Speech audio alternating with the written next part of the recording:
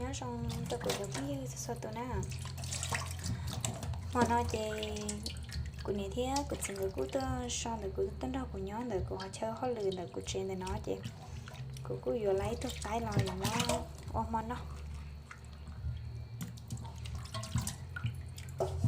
thế sẽ cái hồn trong nó sẽ cái lo sẽ chị sẽ có một cái món này nó sẽ là món quanh nó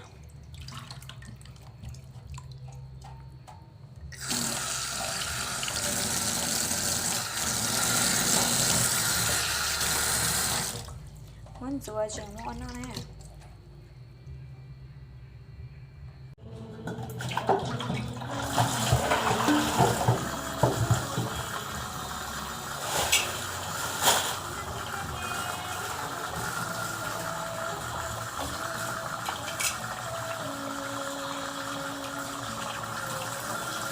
cái nó nè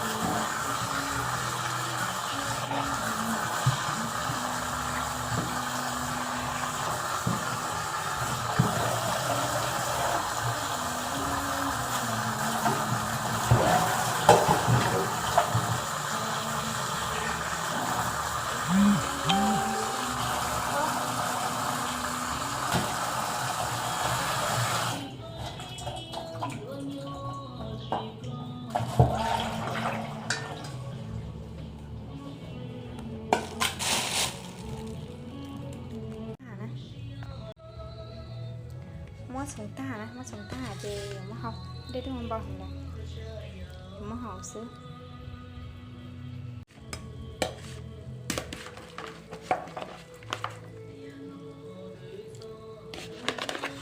mà của nhà họ cái của nhà chỗ đây có món báo của mà lấy cho cái mà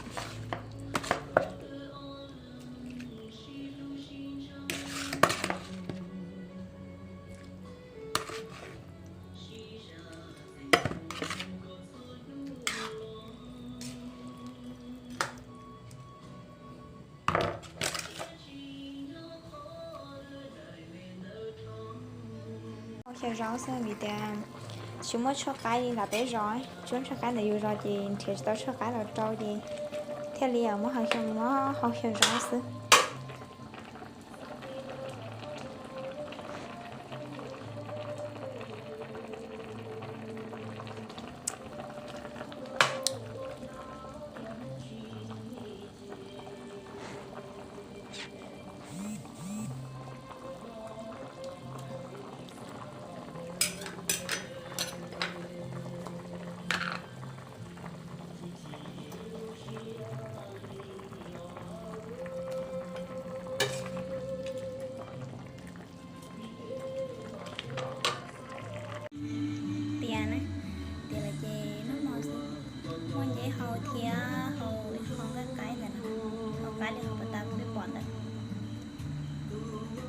nè lắm anh nè em nói lên một lúc không tiền rồi nào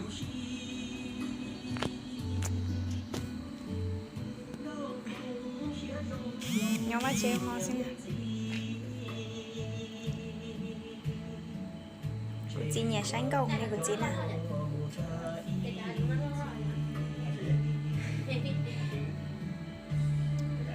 Hãy subscribe cho kênh Ghiền Mì Gõ để không bỏ lỡ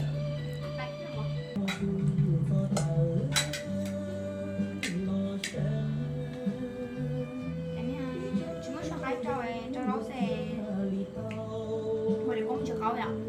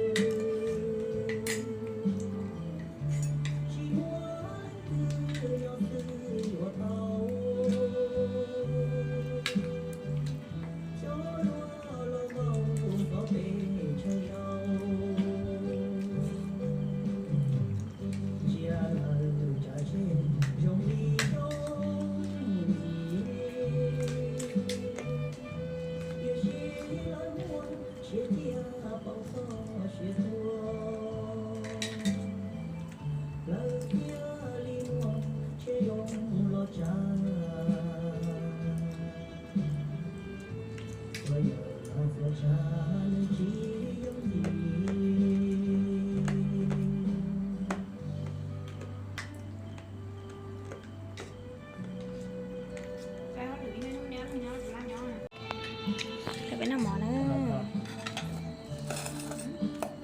Thăm nó màu răng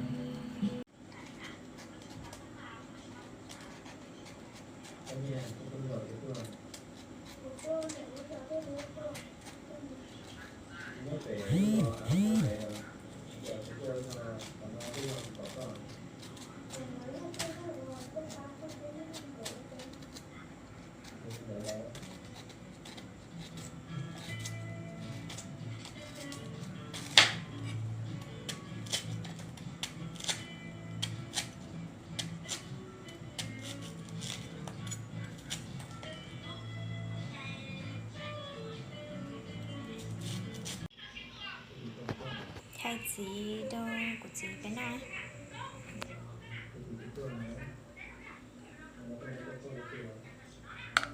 Chị cá cái này cho chị nó là trên chị cá sẽ những cá hình nói đi cho chị cùng nhắn nó sẽ cái chị này. Nó là nó chưa chào nè, thích cá gì nè. Những cái lá chỉ trong nó. Bốc khăn mình gì đi.